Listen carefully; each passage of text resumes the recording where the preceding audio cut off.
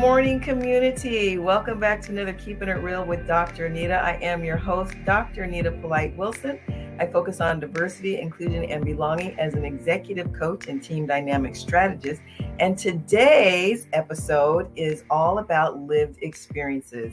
I am so excited to have with my guest today, Mr. Stuart Newton, also known as Captain Happy. And he has a long history of setting and achieving goals. His day job is leading business development at Deloitte's blockchain and wine practices, and his passion is making a difference in the world.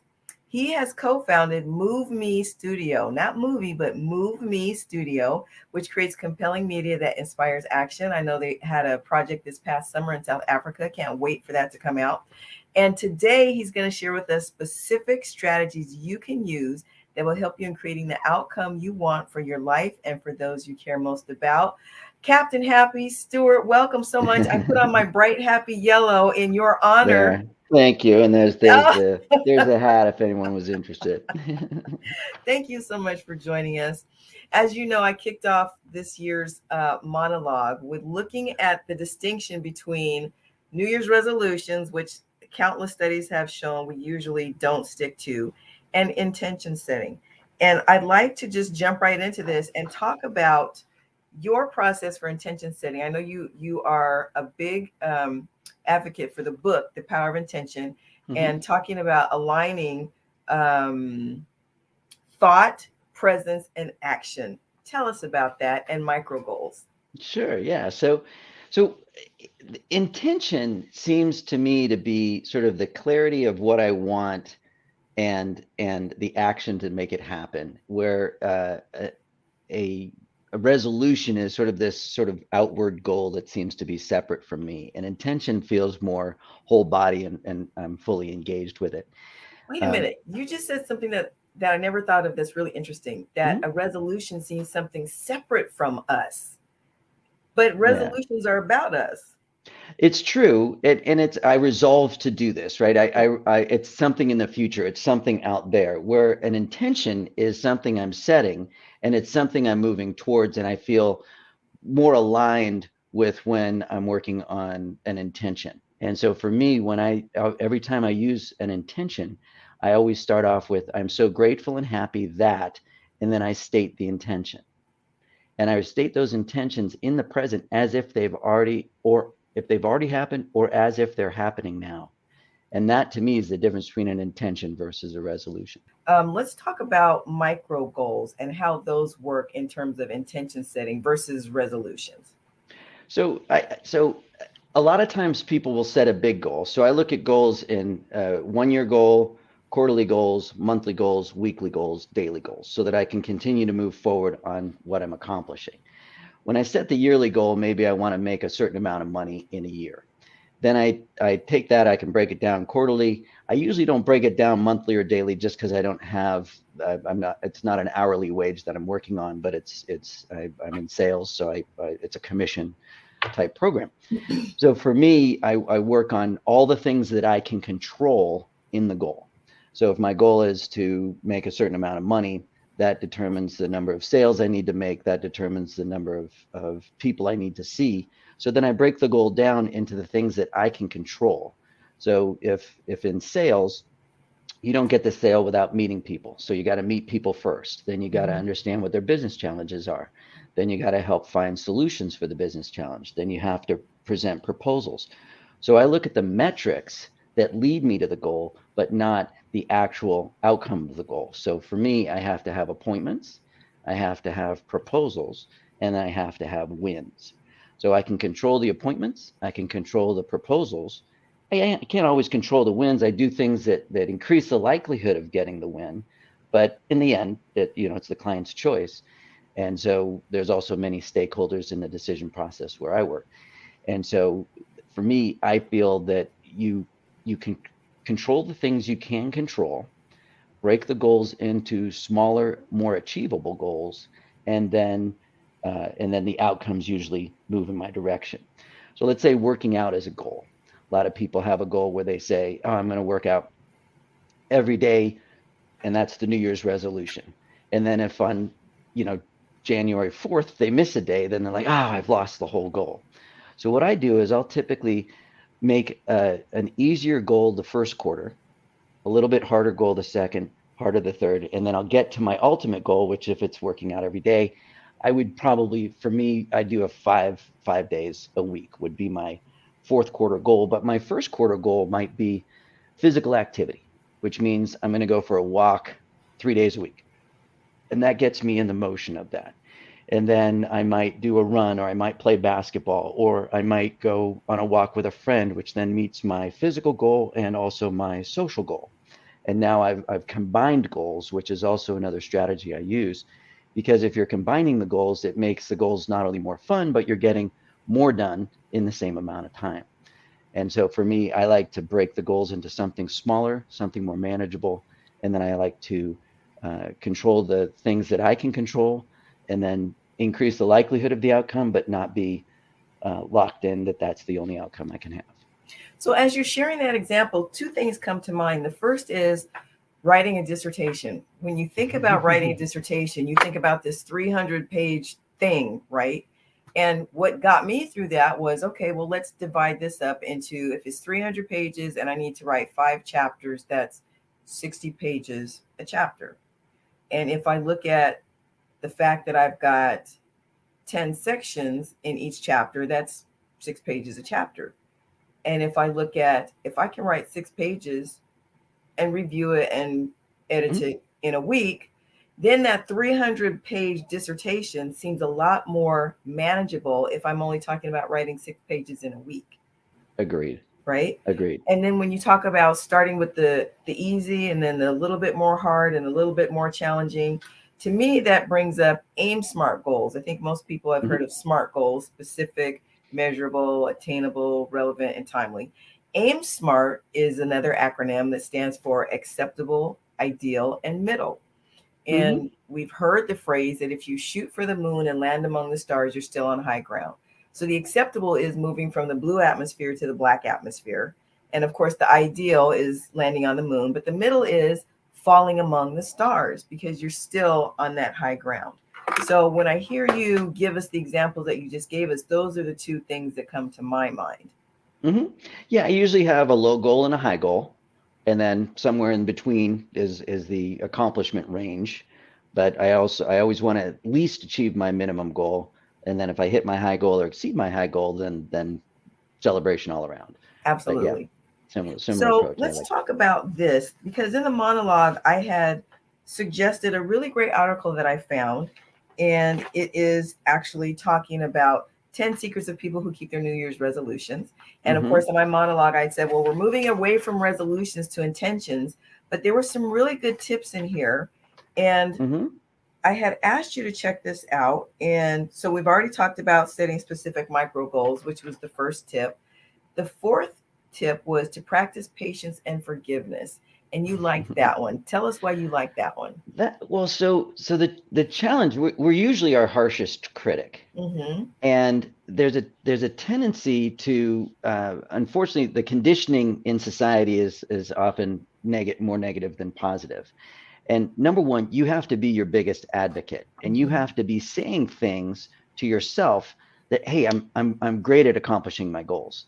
Because when you start saying, oh, I missed my goal, I'm not good at this, I wish I was better, and then you'll sort of slow things down. Yeah. Whereas if you look in the mirror every day and say, today I'm accomplishing all the goals I set out. Today I'm so excited about accomplishing all the goals I'm setting out.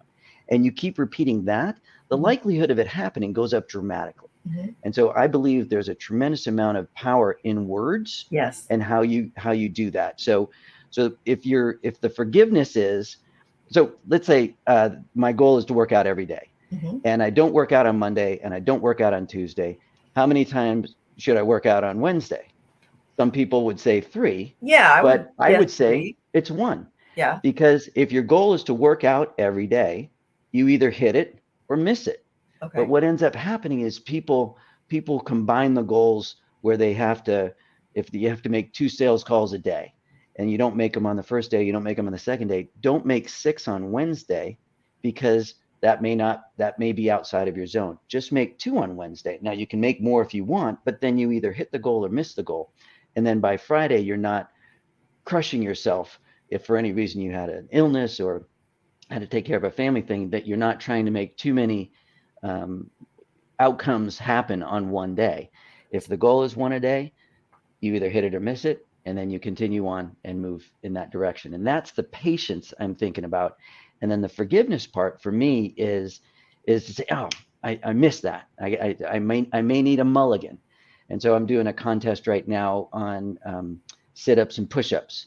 And so I started November 15th, and I'm just getting into a habit of, can I do something once a day that's just a couple minutes a day, but good for me physically, and it's just a little bit of effort. So I missed one day, and I woke up the next day. And I was like, oh shoot, I missed the day, and I missed that one. So I created a mulligan for myself because I want to continue that. I don't want to just say, oh, now the contest is over, I got to start all over. Okay, wait. For those of us that don't golf, what's a mulligan? Oh, a mulligan is a takeover. Okay. I get a takeover. All right. So then I did twice the amount in one day, the push-ups and sit-ups, and I got myself back on track. Now, again, is this goal shared with millions of people? Not at all. It's just my goal. And so this is how I'm working within the forgiveness part to say, okay, I can make an adjustment and continue on, because it feels good to be doing something every day. And if I sort of track and say, oh, I missed it, I'm out, then I may stop doing the goal. Whereas if I can make an adjustment, I can create a level of forgiveness that says, okay, I get one mistake, and I might take two. Again, it's for me trying to continue to do an outcome, and now I'm back on track, and I'm continuing to do that objective every day. So. Okay, so I have a question for point of clarity. So I want to go back a minute where you said, okay, if your goal is to make 2 calls a day and you don't make any Monday, you don't make any Tuesday, you don't do 6 on Wednesday, you do 2 because that's your daily goal. But for someone like me who feels like, oh man, because I messed up on those 2 days, I need to make up for it on Wednesday, right? That was the first situation. But then you just said that on the day, to make up for the day that you missed, you did twice as many sit-ups and push-ups. I'm a little confused. How's that working? So there's 2 things. One is, if you have a daily goal and you achieve it, that's great. I'm on a streak goal, so that's a shift. So my goal is to continue to get. My goal is 90 days of this habit, and for me, that's how I just made that shift. But when you're doing a goal that may end up stacking, you can do 6 on Wednesday. It's your goal. These are all things you want to accomplish. But if the goal, what happens is sometimes when the goal gets too many on top of each other, then people stop. And that's the forgiveness part, to just sort of take a step back and say, look, this is what I want to accomplish in my life. I may have to adjust because I may not be good at this yet. I may be taking on a goal that I've never tried before. And if I succeed, then that'll be terrific. If for any reason I stumble, I don't want the stumble to prevent me from continuing the persistence I need in order to get to the outcome. Because what I do in the fourth quarter, think of it, if you're working on a marathon, if you want to run a marathon, you're training for that. So that you may have to do some walking, then you may do some small running, then you may partner up with a friend, and then you may run 5 miles, and then 8 miles, and then 10 miles. And then you'll get to this point where you feel comfortable enough to do the 26 miles. But if for any reason if your goal is to run a mile a day, and you haven't really worked up to that, and then on Friday, because you had work things or things that happen, then on Friday,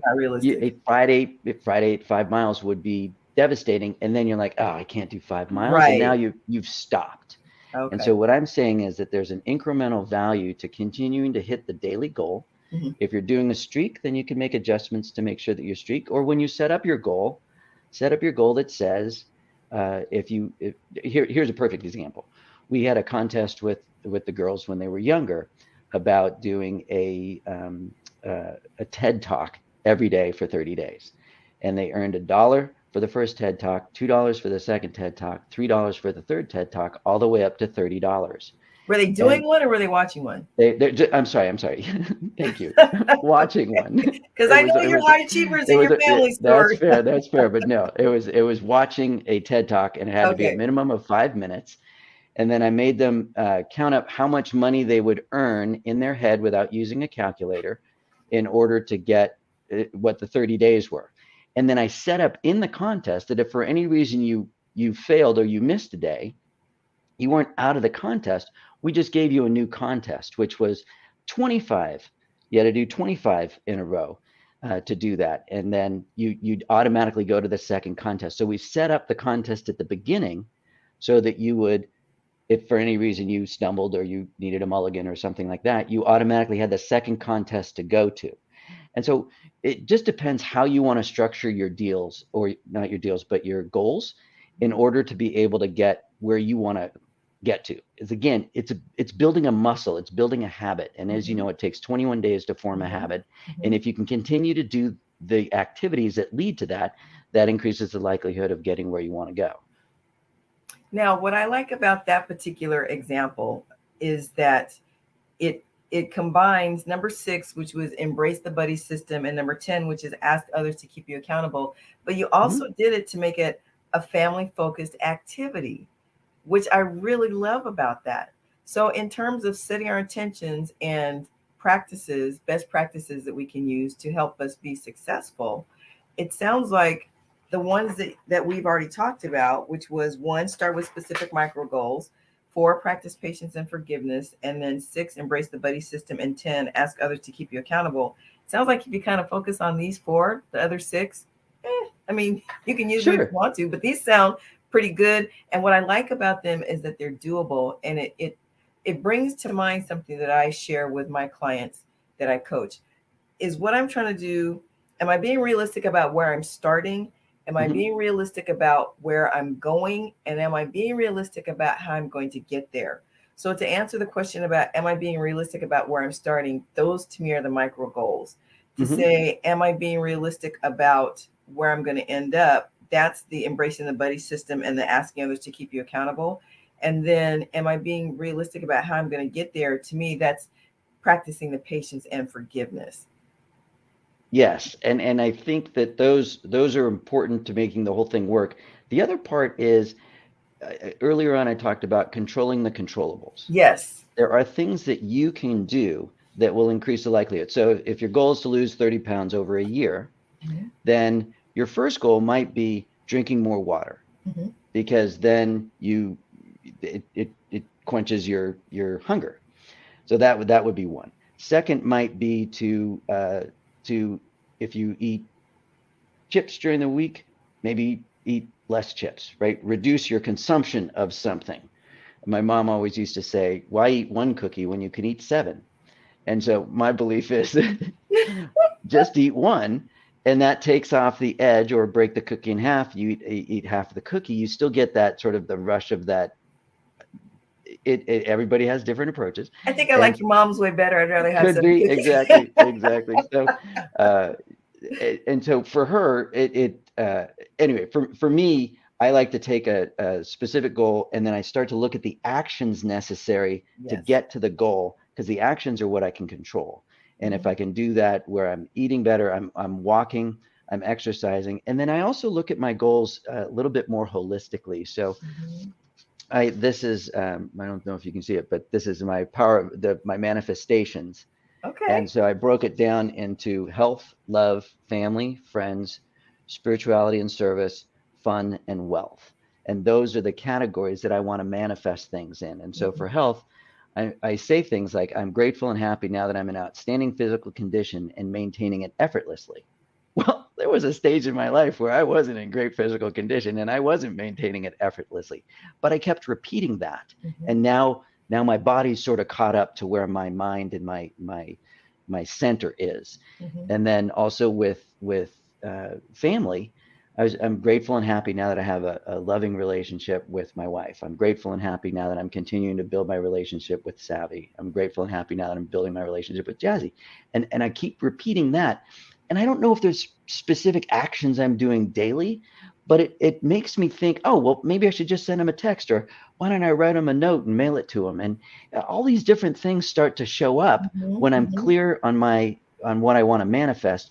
All these other opportunities start to fill in. So something about just being aware of something is sometimes enough to get us moving down that pathway, which is why there's so much power in just writing a goal down, not necessarily being laser focused on it, but just having it somewhere in your vision, so that even just by passing by it every day, you begin to think and behave differently. And I love everything that you've shared with us. So, in our last 5 minutes, I would Mhm. love to know, what is your intention for 2022? And what is one technique that you can share with the rest of us to help us along with our intention for 2022? Huh.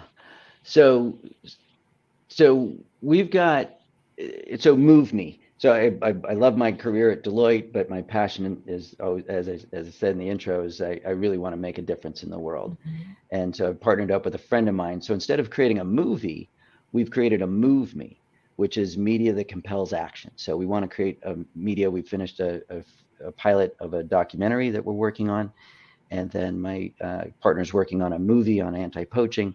And so my intention is for all of this to come to fruition, which is we're going to complete 8 episodes of the pilot of the docuseries. We're going to complete the film. We're partnering with a group that's going to help us with Move Me Music.